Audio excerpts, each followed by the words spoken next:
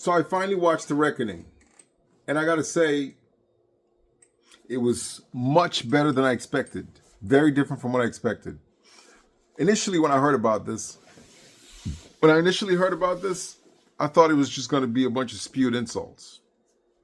Of course, looking at the commercial, looking at the initial clip, of course you should wash your hands, take a shower if you're going to be giving death to 300 plus people. I get it, but being that was their opening scene, it just seemed like it was just going to be nothing but slander. But I got to tell you, when I watched the documentary, we're talking The Reckoning here, it really was a reckoning. It was everything I knew about Puff. It was exactly what I was talking about when I initially heard of the Cassie story, because I was from the mentality of the willingness to dismiss that, because I'm like, man, this there've been real people who've been hurt here, not just some chick who was hanging out. Yeah, she's been hurt. Yeah, but yeah, maybe pay her off or whatnot. I get all that, but let's talk about the real people who have been hurt, like Kurt Burrows, somebody who was the co-founder of Bad Boy Records. Let's talk about him finding himself homeless years later because Puff wanted to alter Biggie Smalls' contract and he didn't want to do it. Let's talk about that, right? Let's talk about Craig Mack, who finds himself, while Puff is boasting about releasing a new record, Craig is looking at this nigga like, dude, you haven't paid me. I'm over here broke. I mean, we all saw how Craig Mack passed away. Like, very wretched. Lonely. I don't know about lonely, but wretched. You know what I mean? Was making no, I mean, can you imagine somebody who's released? Now, of course, you don't want to blame, I mean, we talk about, let's go to Black Rob. Black Rob died. You don't necessarily know the people's finances, but I could tell you something. We know one thing about Puff. He's very selfish. He's very selfish. Even till his last day, when one of the girls from his latest girl group, to whom he was confiding in, she was facing some kind of marital or at least spousal dispute over a kid or whatnot, and she was asking for $5,000. I mean, Puffy's like, I ain't got it. Right? He's like, I ain't got it. Now, this is somebody who's almost worth $1 billion, right? I mean, at least, yeah, it's like 5,000. It's like, I ain't got it. This is somebody who would have a wallet with $9,000 in it easily. This is I don't know. You know, you don't want to be putting yourself in people's shoes. You don't want to be guessing the next man's money. You don't want to be checking people's pockets. But how about the producer who recorded? This is lately, right? The I can't remember the guy. The latest producer who sued him for sexual assault. The guy said, "Dude, man, he promised me $29,000 for all the time we spent."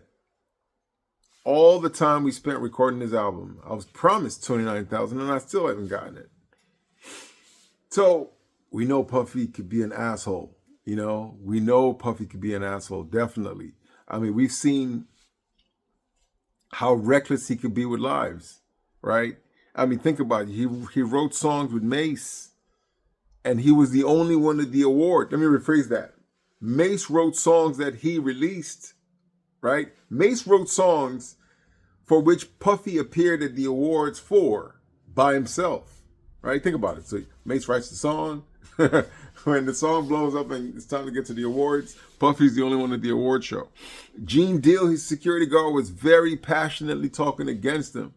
We saw that with so much passion. We saw Biggie Smalls try to avoid this nigga, right? In the sense, I mean, if you know the stories back in the day, Biggie really wasn't fucking with him like that. That's why Biggie was writing songs for Lil' Kim and hiding the fact that he was the one who wrote those songs because he was trying to earn publishing, being that Puffy was jerking him on this side. Like this, these are the stories that we wanted to hear. You know what I mean? Like it's just amazing how it's amazing how they were able to put it all in one video, to say the least, right? But at the same time, 70% of the video is something Puffy himself was recording. So I don't know. It's kind of like it's good, right? It's like it was a good thing. I don't even know how Puffy would see it if I were in his shoes, but he should see it like a good thing because it really was a reckoning. Now, of course, the timing of it is kind of touchy, but for all the wrong you've done, and you're spending 4 years in jail, for all the lives that you ruined, for all the pain you've inflicted in individuals. And I don't mean just people you were beefing with, because that's understandable.